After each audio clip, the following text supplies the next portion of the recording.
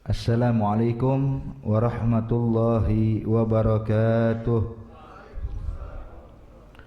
Bismillahirrahmanirrahim. Alhamdulillahi rabbil alamin. Allahumma salli wa sallim ala sayyidina Muhammadin wa ala ali sayyidina Muhammad. Nawayna ta'alluma wa ta'lim, tadhakkar wa tazkir, wa naf'a wal intifa' wal ifada wal istifada wal hatta ala tamassuki bi kitabillah wa sunnati rasulillah wa du'a ilal huda wa dalala alal khair ibtigha wajhillah mardatihi wa qurbihi wa thawabihi subhanahu wa ta'ala. Qala al-muallif al-imam al-habib Abdullah bin Ali al-Haddad fi kitabihi al-wasaya an-nafi'ah, nafa'ana Allahu bihi wa bi ulumihi wa bi ulumi sa'iris salihin fi darain amin, ila anqal wa alaikum bi suhbatil akhyar wa ta'addab bi adabihim wal istifadah min af'alihim wa aqwalihim wa bi ziyaratil ahya'i wal amwat minhum ma'at ta'zimil baligh lahum wa husni dhann as-sadiq fihim, fa bidzalika yahsulul intifa' lizairin wa yufidul madad min jihatihim, fa inna ma qalla al-intifa' ahli zaman bisalihin min haitsu qillati ta'zimi lahum wa dha'fi husni dhanni bihim, fa hurrimu bisababi dzalika barakatihim wa lam yushahidu karamatihim hatta tawahhamu anna az-zamana khalin 'anil awliya wa hum bihamdillahi katsirun zahiruna wa mukhfiyun wa la ya'rifuhum illa man nawwara Allahu qalbahu bi anwari ta'dhim wa husni dhanni fihim wa qad qala al-madad fil mashhad. Wa 'alaikum bi mujamatil ashrar bi mujanabatil ashrar wa tarki musahabatihim wa ikhtilatu bihim, fa inna fihi al-khasar wal 'ar fi dunya wal akhirah, wa huwa alladhi ya'wajul mustaqim wa fihi min al-idrar bil qalb wa din amrun 'azim wa ma ahsana maqil ma tubri'ul jarba'u gurbu salimatin minha walakinna salimata tajrabu. Alhamdulillah, ayol ahbabul kiram. Dinyatakan di sini oleh Imam Al-Haddad berpesan kepada kita, alaikum bisuhbatil akhyar, hendaknya kalian itu menjalin hubungan dengan orang-orang yang baik, kaum solihin. Kalimat suhbah yang dimaksud oleh Imam Al-Haddad adalah mulazamah dan mudawamah, arti melazimkan, memiliki hubungan dengan kaum solihin, orang-orang yang dekat dengan Allah Subhanahu wa taala. Bahkan itu adalah pesan dari Allah Subhanahu wa taala, sebagaimana Allah berfirman di dalam Al-Qur'an, ya ayyuhalladzina amanu taqullaha wa kunu ma'as shadiqin. Hai orang-orang beriman, bertakwalah kalian kepada Allah, wa kunu, dan jadilah kalian ma'as shadiqin, selalu bersama kaum shadiqin. Orang-orang yang memiliki kesungguhan mencari ridha Allah, memiliki kesungguhan mencari rahmat Allah, memiliki kesungguhan untuk dekat dengan Allah Subhanahu wa taala. Makanya di sini duduk bersama orang-orang saleh pasti memberikan pengaruh yang baik, sehingga Nabi Muhammad sallallahu alaihi wasallam pernah mengibaratkan di dalam hadisnya perbedaan teman duduk orang yang baik dengan teman duduk orang yang buruk itu seperti kita duduk bersama penjual minyak wangi atau duduk bersama orang yang mengelas besi. Ketika duduk bersama orang yang menjual minyak wangi, kata Nabi, kalau enggak kita membelinya atau dia memberikan kita hadiah, atau paling tidak kita bisa mencium aroma wangi di sekitarnya. Sedangkan sebaliknya, duduk bersama orang-orang yang buruk itu kayak kita duduk bersama tukang las, atau orang yang menghaluskan besi, menghilangkan besi dari karat dengan gerindanya. Maka kalau enggak kita terkena percikan api sehingga membolongkan pakaian kita atau mengenai kulit kita, atau paling tidak kita akan mencium bau yang tidak sedap. Jadi di sini penting bagi kita ya ahbab untuk memiliki hubungan dengan orang-orang saleh. Makanya Allah Subhanahu wa taala mengingatkan kita, selalulah kalian bersama kaum shadiqin. Begitu juga kita lihat bagaimana para sahabat-sahabat Nabi Muhammad sallallahu alaihi wasallam, mereka menjadi mulia karena memiliki hubungan dengan Nabi Muhammad, dekat dengan Rasulullah, Mereka duduk bersama Nabi, memandang Nabi, sholat di belakang Nabi, berjihad bersama Nabi, melakukan aktivitas bersama Nabi Muhammad sallallahu alaihi wasallam, sehingga saking tingginya kedudukan mereka, kalau ada orang yang menginfakkan zaman sekarang ini emas sebesar gunung Uhud, sedangkan sahabat menginfakkan 1 genggam daripada gandum, maka pahala sahabat enggak bakal bisa dikejar ayolah ahbab. Jangankan 1 genggamnya, kata Rasulullah, hatta nasifa, sampai setengah genggamnya, itu yang sekarang ini sebesar gunung Uhud diinfakkan di jalan Allah mencari ridha Allah, enggak bakal bisa menandingi setengah dari sedekahnya daripada setengah genggamnya para sahabat Nabi Muhammad. Kenapa? Sebab mereka memiliki hubungan dengan orang yang soleh, memiliki hubungan dengan Nabi besar Muhammad sallallahu alaihi wasallam. Wa hakadha ayyuhal ahbab. Makanya kita bisa lihat di muka bumi ini orang-orang yang mulia di sisi Allah, siapapun itu yang memiliki kedudukan tinggi di sisi Allah, itu dikarenakan mereka sebelumnya pernah menjalin hubungan dengan orang yang lebih menjalin hubungan dengan orang soleh yang ada di zaman mereka.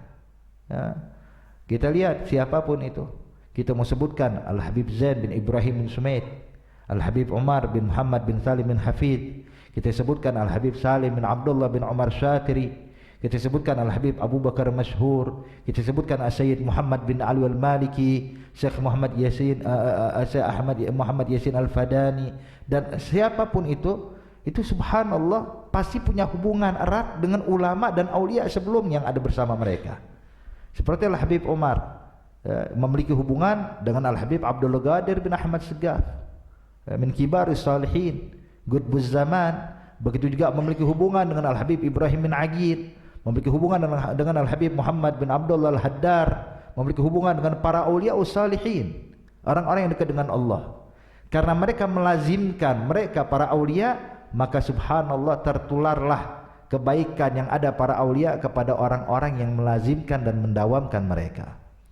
Cuman di sini ayolah ahbab, ya, perlu kita pahami, artinya kita mendawamkan, melazimkan duduk bersama orang soleh itu bukan masalah waktu, bukan masalah panjangnya masa. Saya ini mendawamkan Habib Fulan atau Kiai Fulan 10 tahun. Tapi kalau panjangnya masa tidak merubah keadaan kita jadi lebih baik, maka yang seperti ini tidak ada gunanya ya ahbab. Ya. Maka di sini kata Imam Al-Haddad, wa ta'addab bi adabihim. Tujuan suhbatul akhyar, duduk bersama orang-orang saleh agar kita memiliki adab sebagaimana adabnya mereka. Artinya tertular. Ya, tertular. Menjadi lebih baik, menjadi dekat lagi dengan Allah Subhanahu wa taala. Makanya para sahabat-sahabat Nabi itu kita lihat mereka itu melaksanakan aktivitas mirip seperti yang dilakukan Rasulullah. Adab mereka seperti adabnya Nabi. Akhlak mereka seperti akhlaknya Nabi. Tawadhu'nya mereka seperti tawadhu'nya Nabi. Keikhlasan mereka seperti ikhlasnya Nabi. Kenapa? Pengaruh duduk dengan orang yang baik, akhirnya mereka pun juga mendapatkan kebaikan tersebut. Tapi kalau seandainya duduknya enggak bawa pengaruh, ya percuma. Apalagi kalau seandainya kita duduk bersama orang soleh tapi justru kita malah berbuat yang buruk, na'udzubillah min dzalik. Ya. Makanya hadirin, kalau ada yang pernah disebutkan oleh ulama, dia bilang kita mengagungkan, memuliakan sahabat. Kenapa mulia para sahabat? Karena mereka dekat sama Rasulullah, karena mereka pernah memandang Nabi Muhammad. Lalu ada yang mengatakan, lalu Abu Jahal juga pernah memandang Rasulullah. Abu Jahal pernah ngobrol sama Nabi Muhammad. Abu Lahab pernah duduk bareng sama Nabi Muhammad. Lalu kenapa tidak mulia? Maka dijawab oleh ulama, Abu Jahal, Abu Lahab, pembesar kufar Quraisy, mereka itu tidak memandang Nabi Muhammad. Beda dengan pandangan Sayyidina Abu Bakar Siddiq. Sayyidina Abu Bakar Siddiq radhiyallahu ta'ala anhu wa ardhah memandang Nabi Muhammad sebagai utusan Allah, sebagai pembawa hidayah, pembawa petunjuk, mengarahkan umat untuk masuk ke dalam surga Allah, menyelamatkan diri mereka dari api neraka Allah. Mereka memandang Nabi Muhammad sebagai tauladan. Berbeda dengan pandangan Abu Jahal. Abu Jahal memandang Nabi Muhammad dengan pandangan ini adalah yatim Abi Thalib, anak yatim yang diasuh Abu Thalib. Jadi nggak dipandang sebagai Rasul. Mereka nggak memandang Nabi Muhammad sebagai utusan Allah. Ya. Bahkan lihat ucapan Abu Jahal ketika saat ingin mati, hadirin, sebelum terbunuh Abu Jahal berkata kepada Abdullah bin Mas'ud, bilang, ini Abu Jahal kepada Ibn Mas'ud, "Galia Ibn Mas'ud, sampaikan kepada nabimu Nabi Muhammad, bilang sama Muhammad, Gul lahu ini aduwuhu fid dunya wal akhirah." Bilang sama Muhammad, aku, kata Abu Jahal, adalah musuhnya dia di dunia juga di akhirat. Artinya duduk bersama Nabi, memandang wajah Nabi, cuman menganggap Nabi Muhammad sebagai musuh. Coba bayangkan, gimana bisa mulia di hadapan Allah. Artinya duduk walaupun bertahun-tahun. Abu Jahal melihat Rasulullah 13 tahun, 53 tahun, ayolah ahbab. Dari mulai sebelum lahir, terus anak-anak, remaja, dewasa, sampai diangkat menjadi Rasul, duduk di kota Mekah 13 tahun. Itu Abu Jahal melihat Nabi Muhammad, memandang Rasulullah. Tapi apa gunanya duduk panjang bertahun-tahun kalau enggak merubah keadaan kita menjadi dekat dengan Allah? Maka syan di sini ayolah ahbab adalah duduk dengan orang soleh, biar apa? Ta'addab biadabihim. Ya. Lalu gimana kita bisa punya adab seperti adabnya mereka?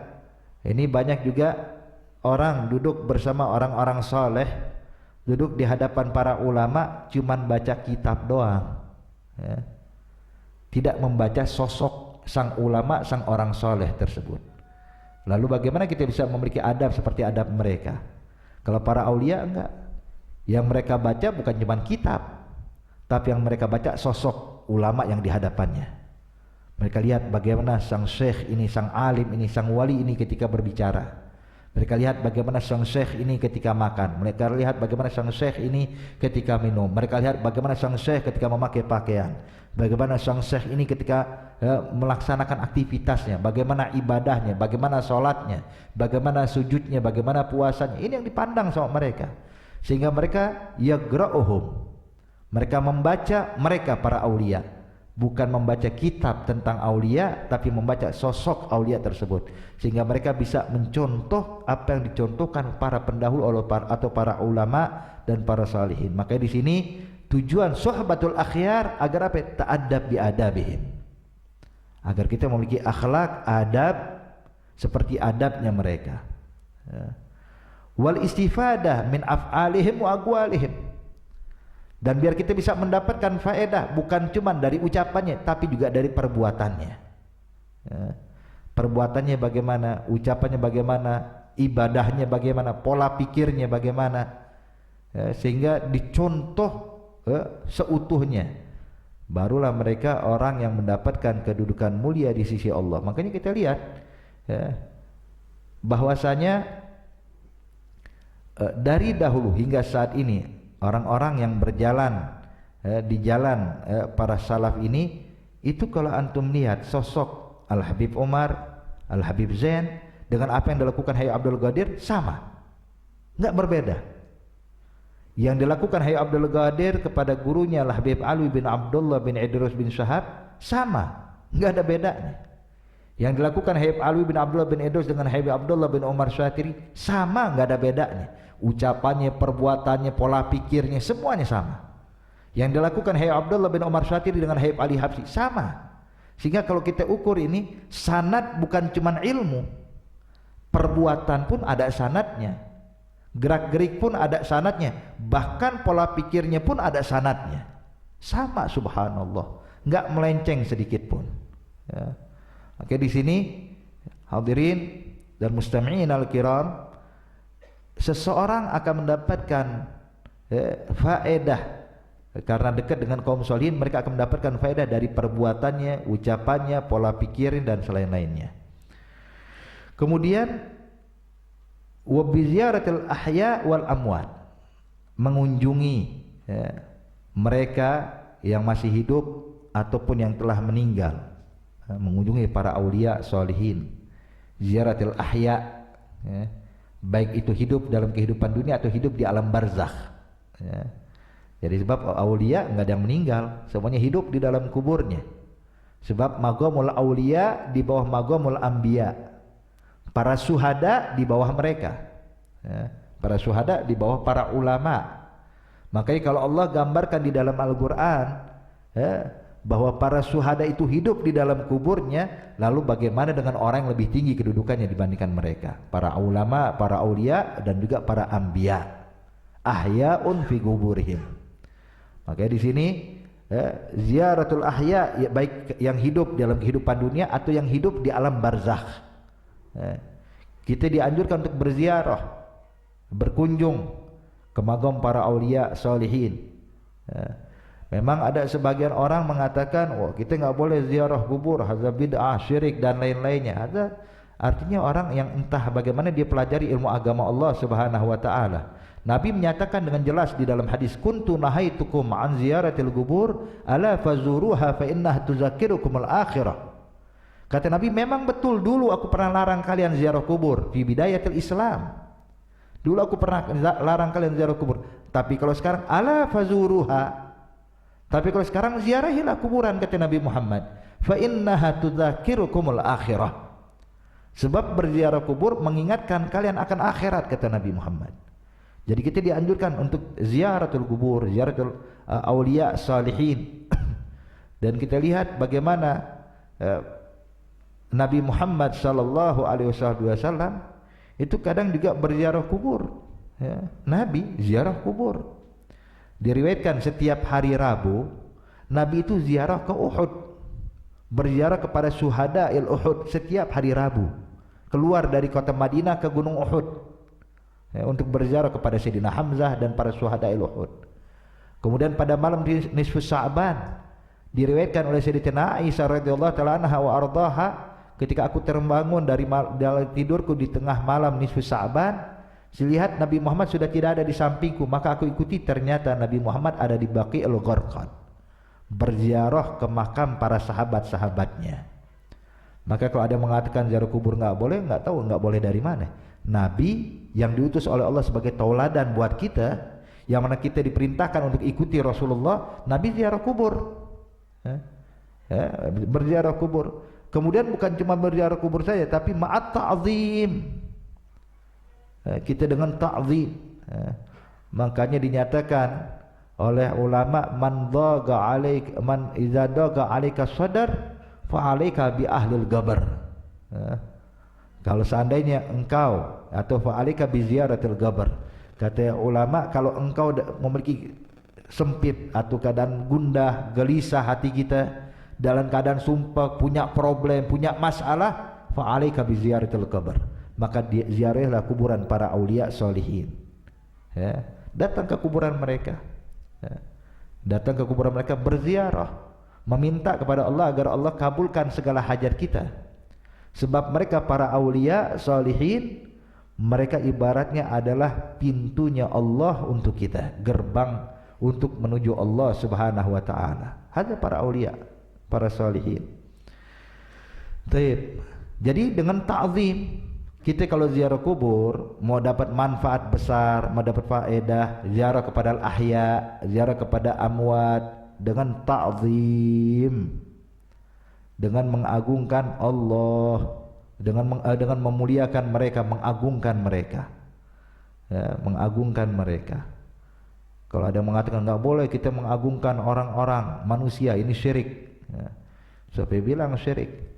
Ya, kalau mengagungkan manusia dibilang syirik, kita dari mulai dulu sampai sekarang sholat menghadap Ka'bah, kita agungkan Ka'bah, ya, kita nggak syirik, ya.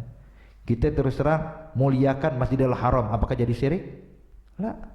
Muliakan bulan Ramadan, apakah jadi syirik? Lah. Lalu kenapa kalau muliakan orang soleh jadi syirik? Ya. Artinya ini bagaimana kiasnya? Kalau mereka bilang, oh, sebab ada riwayat hadis bahwasanya orang-orang dahulu Bani Israel memuliakan orang-orang soleh mereka, kemudian menyembah mereka. Pertanyaan, siapa yang menyembah para solihin? Ya, nggak ada yang menyembah kaum solihin. Kita ziarah keluar Batang, apakah kita sembah sujud lupa dari Allah, sujud kepada Habib Hussein? Lah, ya. Kita nggak pernah sujud kepada aulia, kita sujud kepada Allah. Sebagaimana sujudnya kita menghadap Ka'bah bukan sujud pada Ka'bah, tapi sujudnya kita pada Allah. cuman menghadap Ka'bah. Ya. Begitu juga kita sujud, begitu juga kalau kita berziarah, berdoa di makom kaum solihin, bukan berarti kita jadi syirik. Ya.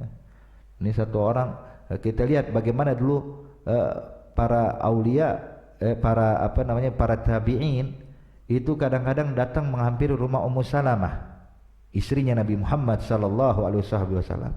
Datang ke rumah Ummu Salamah, ya Ummu Salamah, tolong pinjamkan dong jubahnya Nabi Muhammad. Dia bilang, untuk apa? Biar kami rendam itu jubahnya Nabi, kami peres, nanti air peresan jubahnya Rasulullah kami minumkan pada yang sakit biar cepat sembuh, biar disembuhkan. Ummu Salamah enggak bilang, "Hei, syirik ini, bid'ah." Gitu, enggak. Ummu Salamah istrinya Nabi, hadirin. Kenal betul syariat, dia lihat tuh wahyu turun bagaimana. Dia pelajari bagaimana Nabi menyampaikan ilmu agama Allah, mengajarkan Islam. Artinya kalau mau diukur mana yang lebih paham agama, dia atau Ummu Salamah? Ummu Salamah. Ummu Salamah malah meminjamkan, memberikan, ini bajunya Rasulullah, direndam, diperas, diminumkan pada yang sakit, sembuh. Ini zaman sekarang bilang, oh enggak boleh, itu ini enggak benar, hadza khurafat, hadza bid'ah, segala macam. Ente enggak boleh datang ke orang soleh ngambil baju itu ente rendam, jangan. Ente kalau mau sembuh berobat sana ke dokter. Ajib, datang ke orang soleh enggak boleh, ke dokter boleh. Apa bedanya coba? Saya mau tanya, yang nyembuhin dokter apa Allah? Allah. Sama kita datang kepada orang soleh, nyembuhin orang soleh apa Allah? Allah. Terus apa bedanya? Kalau ke orang soleh mamnu, haram, bid'ah, syirik. Kepada ke dokter boleh. Kalau minum perasan ini, air ini dilarang. Minum air ciki ini haram, bid'ah, syirik. Minum obat halal, boleh. Kemana akalnya? Kenapa ente bisa beda-bedakan ini? Semua sama. Ini wasilah, ini wasilah. Perantara juga perantara. Yang semuanya menunjukkan kita kepada Allah. Wahakadha. Maka ta'zim, muliakan para aulia. Bahkan dahulu al-Imam Syafi'i radhiyallahu ta'ala anhu ardah, beliau hadirin ketika mendapatkan kabar al-Imam Ahmad ibn Hanbal dipenjara, dipecut gara-gara fitnah yang terjadi untuk menyatakan khalqul Quran, Al-Quran ini makhluk. Saat itu Imam Ahmad bin Hanbal mempertahankan akidahnya demi menjaga iman dan akidah masyarakat kala itu. Sampai akhirnya Imam Syafi'i suatu malam bermimpi berjumpa dengan Nabi Muhammad.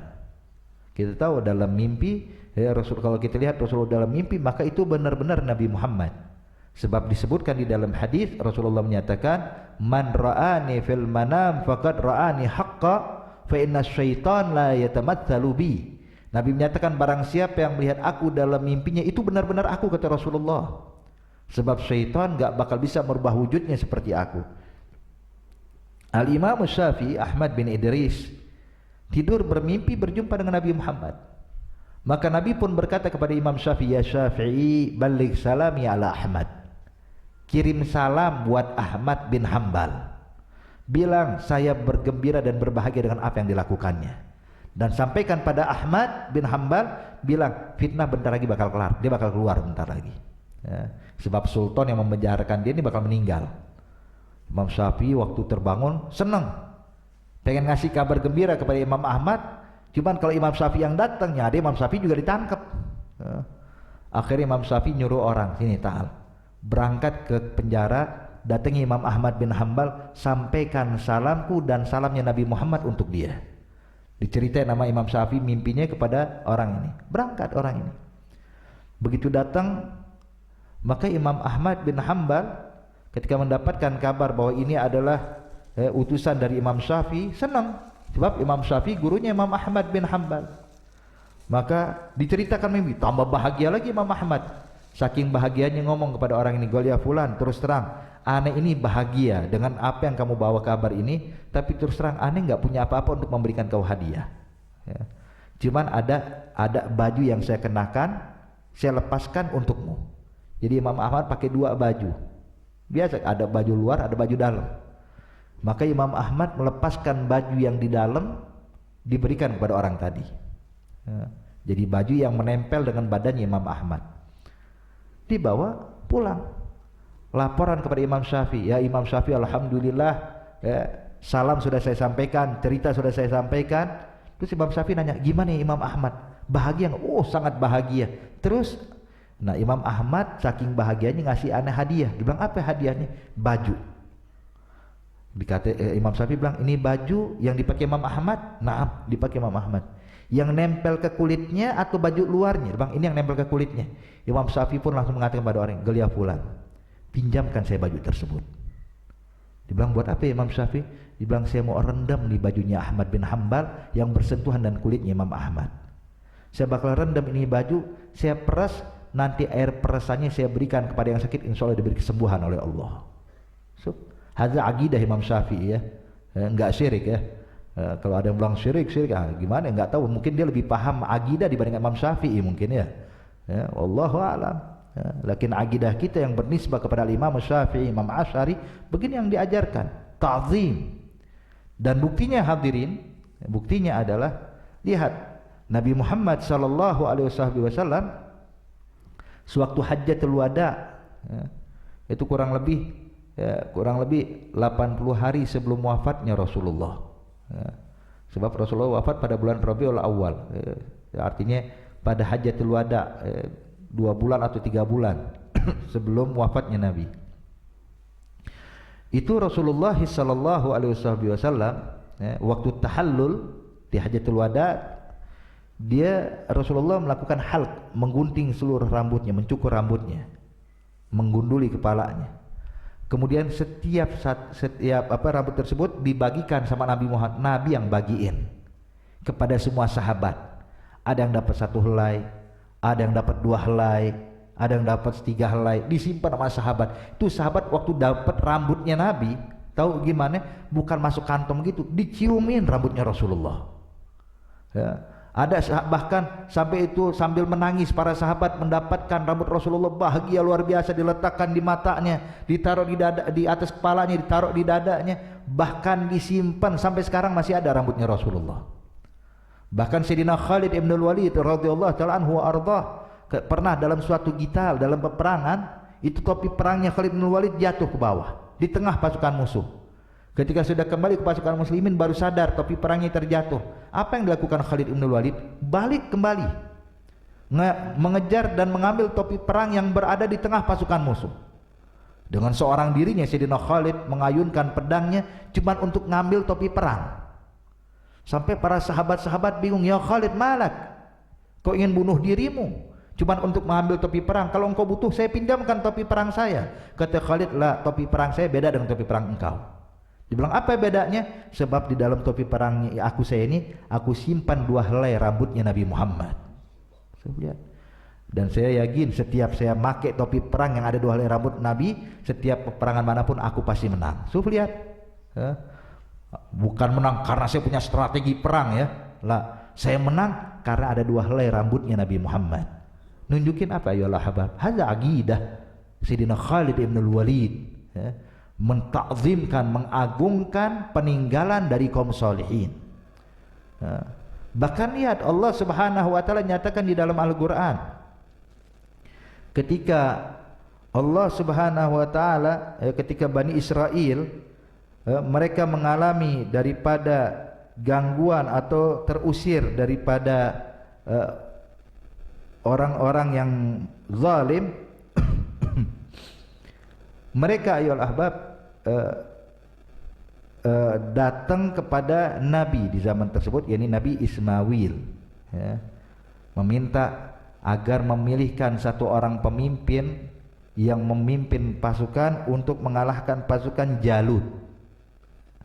Maka saat itu Nabiullah Ismail dengan izin Allah Subhanahu wa taala, singkat cerita, terpilihlah Talut. Ya. Talut ini adalah kalangan dari Bani Israel, yang mana Bani Israel ini hadirin ada 12 kasta, ya, 12 kedudukan. Dan Talut berasal dari kasta terendah dari Bani Israel. Ibaratnya gobilah paling kecil lah, paling diremehkan. Ya, Talut ini yang banyak fuqara masakin isinya. Maka ketika terpilih Talut sebagai pemimpin, ya, mereka pun ingkar Bani Israel ini. Berkata, ya Nabi Ismail, apa enggak salah pilih? Talut kau jadikan pemimpin kami dari kasta tertinggi. Kami dari kabilah yang terhebat, yang terhormat kok jadi bawahan Tolut yang mana dia dari kasta atau gobilah terendah di antara kita. Maka ya Nabi Allah Ismail, kami enggak nerima sampai Allah tunjukkan bukti kalau ini pilihan Allah. Tahu apa yang dilakukan oleh Allah? Allah sebutkan di dalam Al-Qur'an ya. Dalam surah Al-Baqarah ayat 248. Allah nyatakan wa qala lahum nabiyuhum inna ayata mulkihi ayatiyakumut tabutu fihi sakinatu min rabbikum wa bagiyatum mimma taraka alu Musa wa alu Harun tahmiluhul malaikah. Inna fi dzalika laayatan lakum in kuntum mu'minin. Dalam ayat ini Nabiullah Ismail pun berkata, inna ayata mulkihi, tanda kalau dia adalah seorang raja yang dipilih oleh Allah Subhanahu wa taala, ayatikumut tabut, akan didatangkan buat kalian tabut. Tabut ini seperti apa namanya? Seperti kotak yang terisi dalamnya sesuatu di dalamnya. Fihi sakinatun, yang mana kalau tabut itu ada pada kalian, kalian akan merasa tenang. Jadi mereka tuh Bani Israel ini kalau perang bawa tabut itu. Tabut ini dibawa dalam peperangan. Fihi sakinatun min rabbikum, dari Tuhan kalian, dinyatakan wa bagiyatum min ali fir'aun, dinyatakan wa bagiyatun mimma taraka alu Musa wa alu Harun, yang mana terdapat dalam tabut tersebut peninggalan dari Nabi Allah Musa dan daripada Nabi Harun. Ada peninggalan ya. Apa sih yang ditinggalin dalam tabut tersebut? Disebutkan oleh ahli tafsir, yang terdapat dalam tabut tersebut hadirin adalah na'lu Musa, sendalnya Nabi Musa. Lihat, ada sendal dalam tabut, na'lu Musa. Kemudian wa asah, tongkatnya Nabi Musa. Wa imamah Harun, imamahnya Nabi Harun. Baik.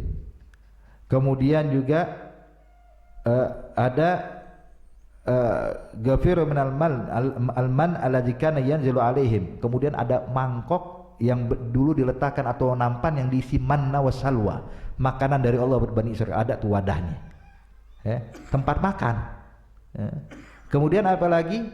Kemudian potongan daripada lauh yang diturunkan untuk Nabi Allah Musa, arti suhuf, diturunkan pada Nabi Musa. Itu yang terdapat dalam tabut. Coba bayangin, tabut yang diturunkan oleh Allah isinya sendal, tongkat, imamah, nampan, ama lauh, peninggalan daripada Nabi Allah Musa dan Nabi Harun. Cuman Allah nyatakan di dalam Al-Quran, tanda bahwa ini adalah seorang pemimpin kalian yang terdapat sakinah, ketenangan kalau kalian bawa itu tabut. Kemudian yang terdapat di dalamnya bagiyatun mimma taraka alu Musa wa Harun tahmiluhul malaikah. Tuh lihat, itu tabut bukan datang sendiri, tapi malaikat diutus oleh Allah untuk memuliakan itu tabut. Yang gotong tabut malaikat. Yang gotong apa? Sendal Nabi Musa. Yang gotong tongkat Nabi Musa. Yang gotong imamah Nabi Musa, Nabi Harun. Siapa? Para malaikat Allah. Tahmiluhul malaikah. Subhanallah. Peninggalan siapa? Peninggalan kaum solihin. Maka kalau ada orang bilang, wah ini nggak boleh, pokoknya semua yang berbau khurafat, peninggalan para anbiya, peninggalan para aulia ini mesti dihapus. Maka sekarang kita lihat, bahkan ya Allah, tempat lahirnya Nabi Muhammad jadi apa sekarang? Kemudian tempat cincinnya Nabi Muhammad terjatuh jadi apa sekarang? Mereka hapus tuh. Bahkan pohon, bukit yang Nabi pernah duduk di situ mereka ratakan dengan tanah. Kenapa? Biar orang nggak memuliakan. La haula wala quwwata illa billah. Nggak tahu belajar akidah dari mana? Hadza Al-Qur'an. Allah menyatakan di dalam Al-Qur'an, kenapa? Ta'zimul lahum. Mengagungkan mereka.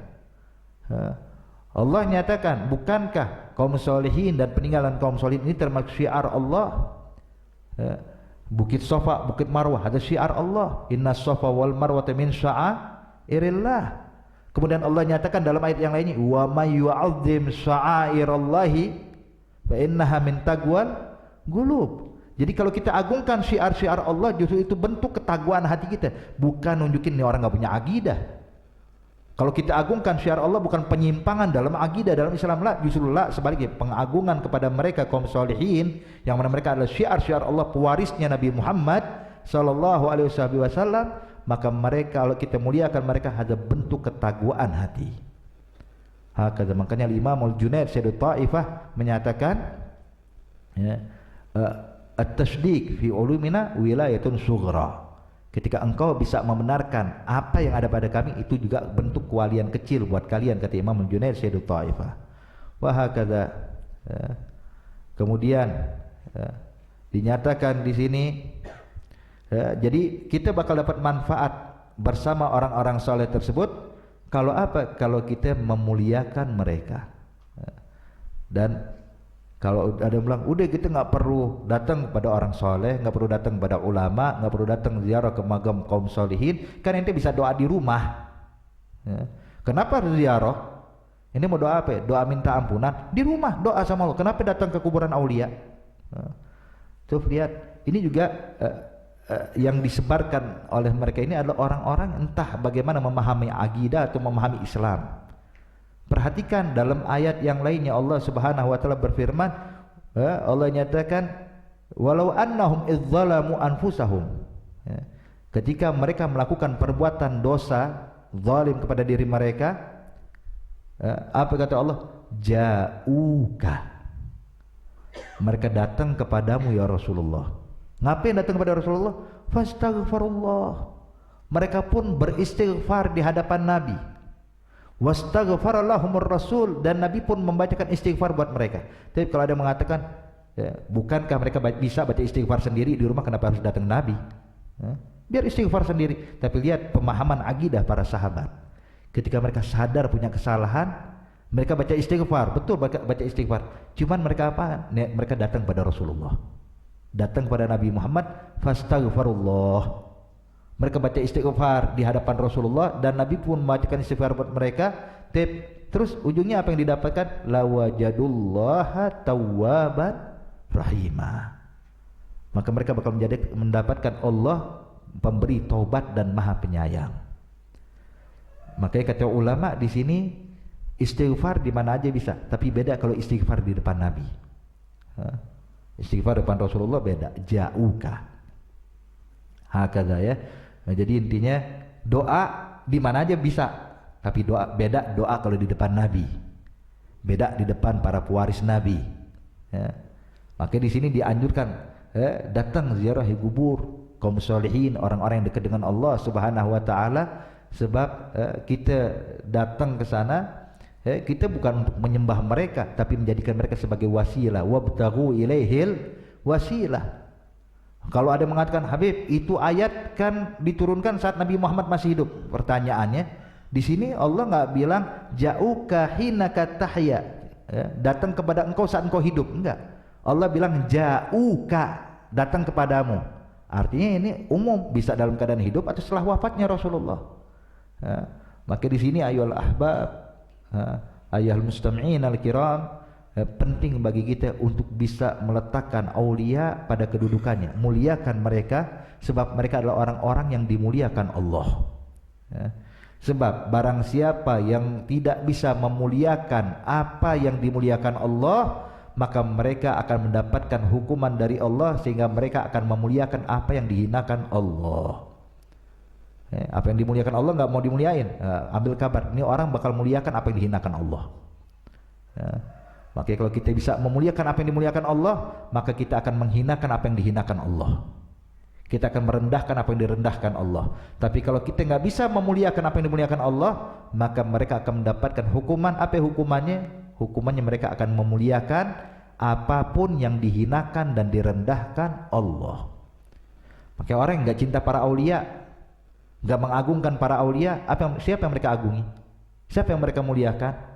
Artis, pemain bola, orang yang jauh dari Allah, bahkan orang yang nggak pernah sujud sama sekali pada Allah, bahkan orang yang nggak pernah sholat sama sekali, ini yang mereka muliakan. Kenapa? Sebab mereka nggak bisa memuliakan apa yang dimuliakan Allah.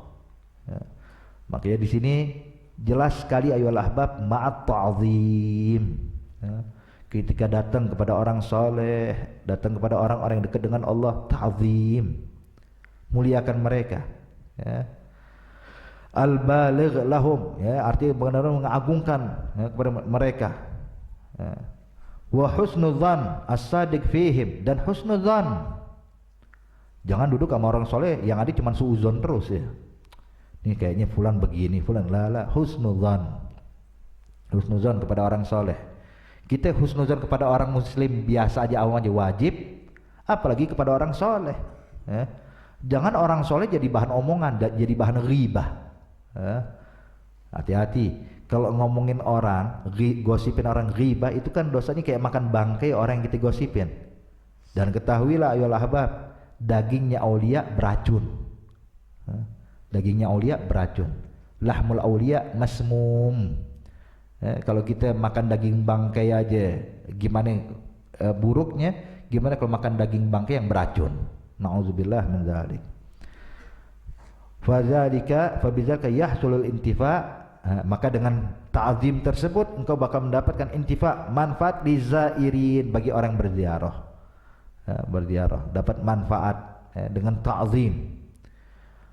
Kemudian wifidul madad min jihatihim, dan engkau akan mendapatkan madad dari mereka, dari karena kita bisa memuliakan mereka, maka dengan memuliakan mereka Allah berikan madad, anugerah buat kita. Fa inna maqalal intifa' ahli zaman bisalihin. Sebab zaman sekarang, kata Imam Al-Haddad, ini Imam Al-Haddad bilang 300 tahun yang lalu hadirin, apalagi zaman kita sekarang, 300 tahun yang lalu Imam Al-Haddad mengatakan fa inna maqalal intifa' ahli zaman, kurangnya ahli zaman mendapatkan manfaat dari kaum salihin karena apa? Min gilati ta'zim, karena nggak bisa memuliakan para aulia. Yang ada aulia diomongin, orang soleh digosipin, orang soleh dimusuhin, orang soleh nggak ada pandangan ta'zim kepada mereka. Wa dha'fi husnudzan bihim, dan karena lemahnya husnudzan, nggak ada husnudzan. Fa hurrimu bisabab dzalika barakatihim, maka mereka terharamkan dari keberkahan orang-orang soleh tersebut. Hakadha, nggak dapat keberkahan, mesti dapat berkah, jadi nggak dapat berkah. Karena apa? Karena nggak ada husnudzan, nggak ada husnudzan. Walam yusaidu karamatihim, dan akhirnya nggak bisa melihat karomahnya, nggak bisa melihat karomah. Yang bisa melihat karomah itu ada orang yang husnudzan, akan nampak, tapi bagi orang yang nggak pernah husnudzan kepada aulia nggak bakal bisa melihat karomah, nggak bisa karomah. Ini seperti ada orang kalau seandainya udah pandangannya udah suudzon, udah ini hatta tuh wali ngeluarin karomah, dibilang sihir. Wah, dukun nih, sihir. Kenapa? Karena memang nggak punya husnudzon. Maka lihat Rasulullah sallallahu alaihi wasallam, kurang apa sih? Bukan lagi karomah, mukjizat keluar dari Nabi Muhammad. Mereka minta belah bulan, bulan dibelah sama Nabi. Apa yang mereka bilang? Hadas sahir. Nabi Muhammad sahir, tukang sihir. Coba lihat. Karena nggak ada pandangan husnudzan, yang ada cuma suudzan. Ya, pernah ada satu orang soleh, punya istri. Istri ini masya Allah, artinya memang diantara cobaan orang-orang soleh punya istri begini, bawelnya bukan main. Walhasil tiap hari ini orang soleh dia diomelin, ini segala, dikomplain terus sama istrinya.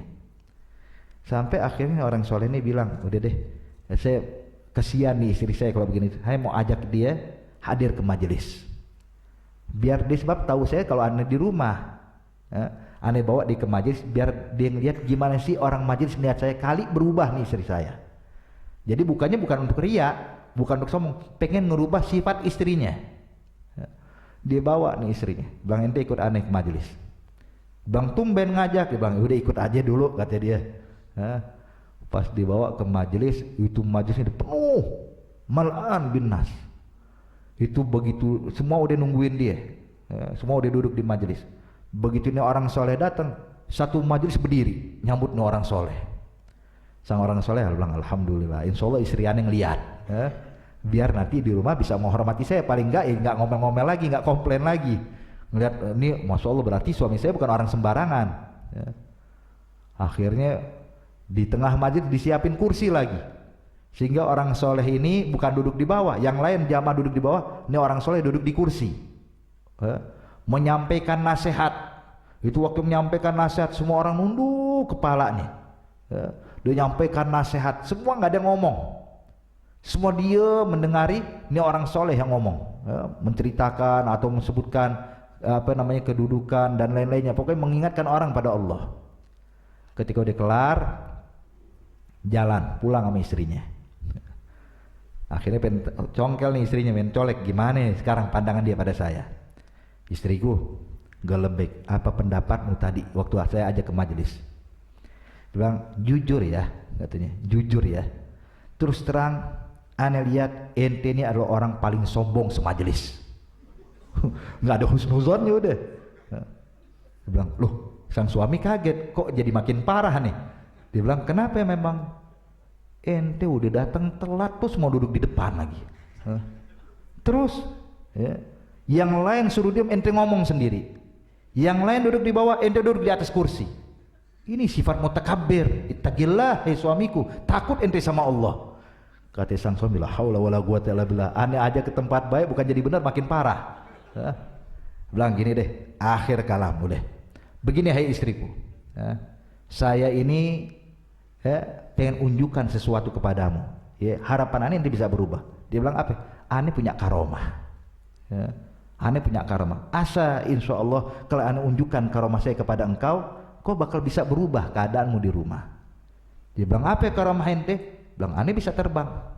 Ini kata sang suami nih. Memang suaminya wali min auliya Allah. Aneh bisa terbang. Kata sang istri, coba terbang aneh mau lihat. Maka terbang sang suami dengan izin Allah bisa terbang. Terbang ke sono, terbang ke sebab ini suami pengen nunjukin kebolehannya, terbang ke kanan, terbang ke kiri, terbang ke depan, terbang mundur lagi, terus balik ke depan istrinya. Gimana sekarang? Bilang, iya sih ente bisa terbang, tapi maaf ya. Bilang kenapa? Terbang ente masih belum bisa lurus, masih mencong-mencong katanya. Katanya la haula wala quwata illa billah. Orang kalau udah punya pandangan suudzon, hatta orang nunjukin karomah tetap nggak bakal percaya. Maka di sini tugas kita adalah kalau duduk dengan kalian pandang dengan pandangan husnudzon. Maka kata ulama, kalau ente pengen lihat aulia gampang, Pak, gunakan kacamata husnudzon. Maka engkau akan mendapatkan aulia begitu banyaknya. Gunakan dengan pandangan husnudzon. Tapi kalau gunakan pandangan suudzon, sebanyak apapun aulia ini nggak bakal bisa melihatnya.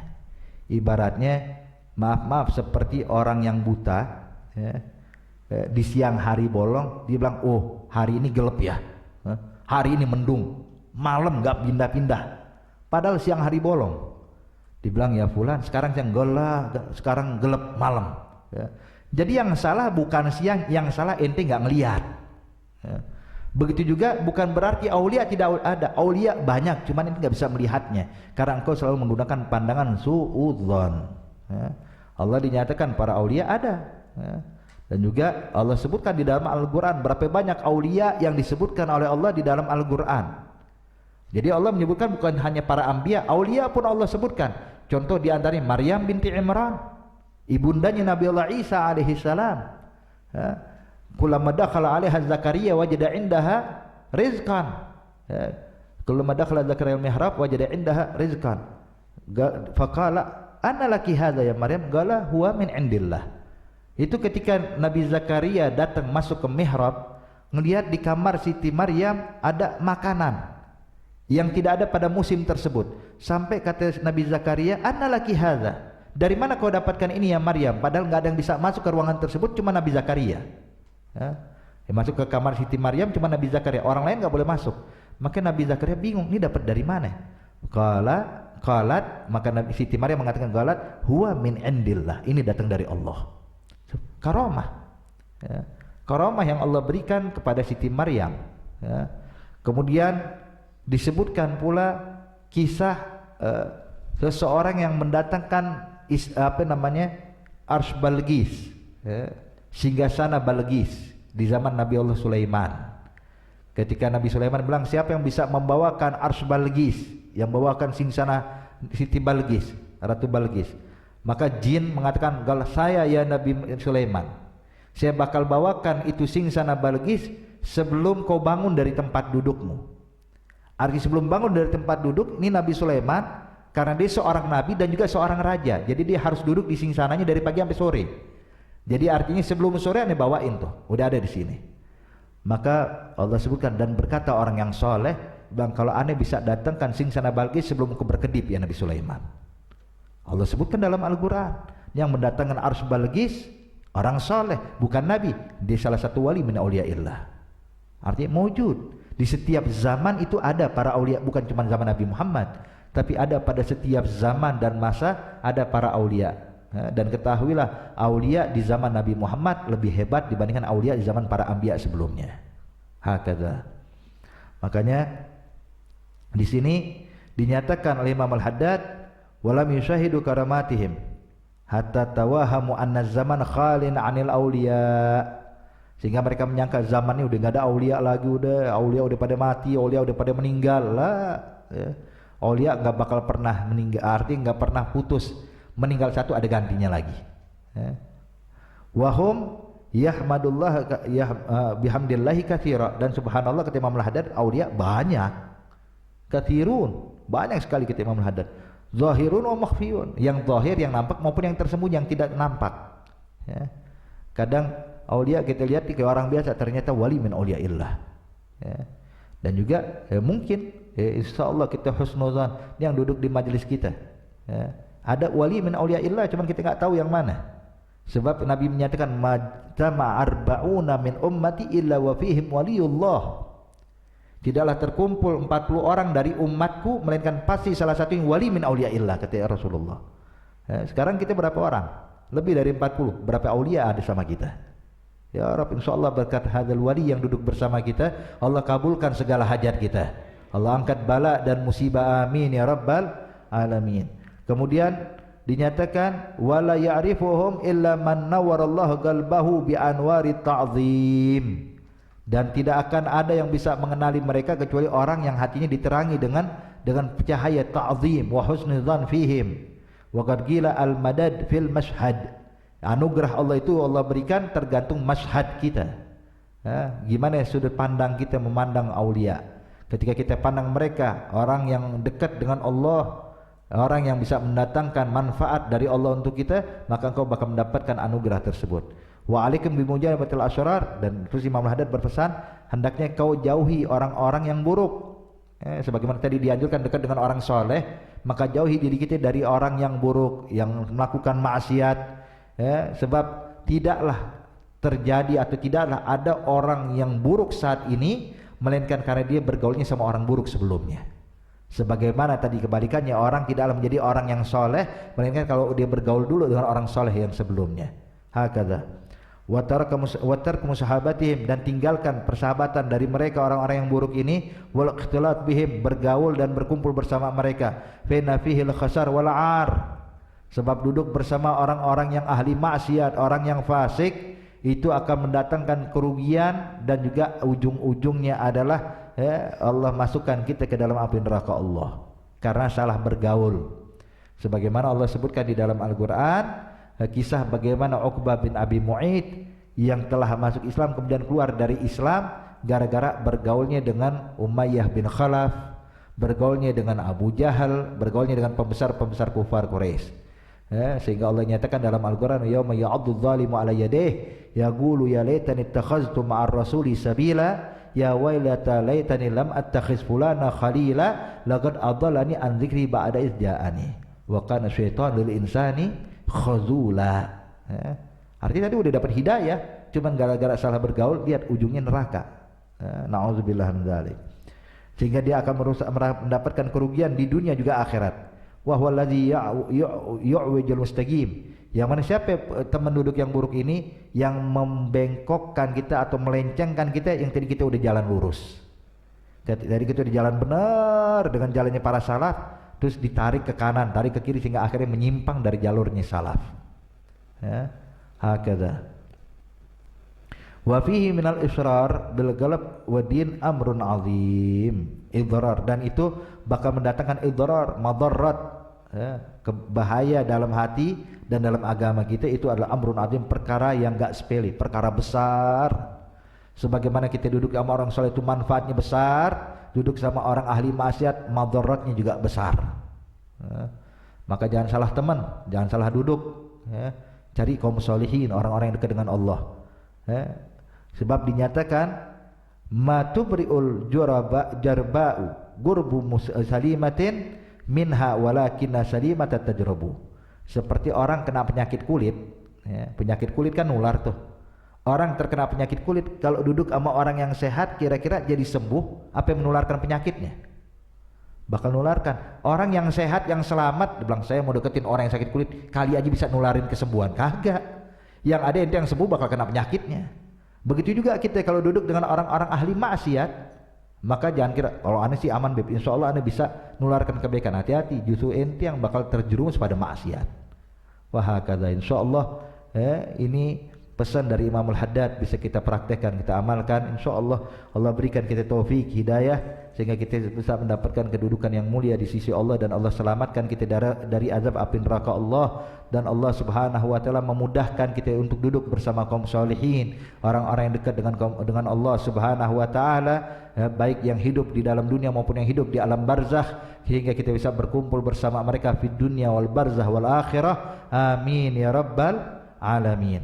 Sebelum saya tutup, di sini juga saya mengundang kepada antum sekalian, para hadirin dan mustami'in, insyaallah hari Sabtu besok, tanggal 12 Februari bertepatan dengan 12 Rajab, saya mengundang antum sekalian untuk menghadiri perayaan Maulid dan Isra Mi'raj sekaligus haul kedua orang tua kami di Majlis Ta'lim Riyadhul Jannah di belakang SPBU Joglo.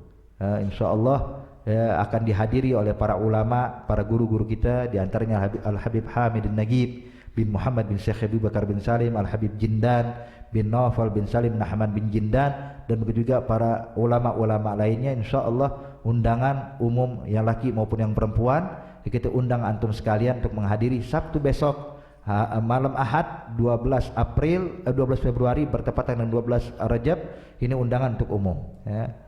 Dan jangan lupa protokol kesehatan, prokes tetap kita jalankan. Insya Allah kita bisa menghadiri dalam keadaan sehat walafiat dan dilancarkan dan digampangkan oleh Allah Subhanahu wa taala, dan Allah angkat musibah, angkat bala, wabah dan lain-lainnya yang diturunkan saat ini. Allah jauhkan dari kita, dari negeri kita, khususnya negeri Indonesia dan negeri kaum muslimin lainnya. Allah jauhkan bala dan musibah tersebut. Amin ya rabbal alamin. Wassalamualaikum warahmatullahi wabarakatuh.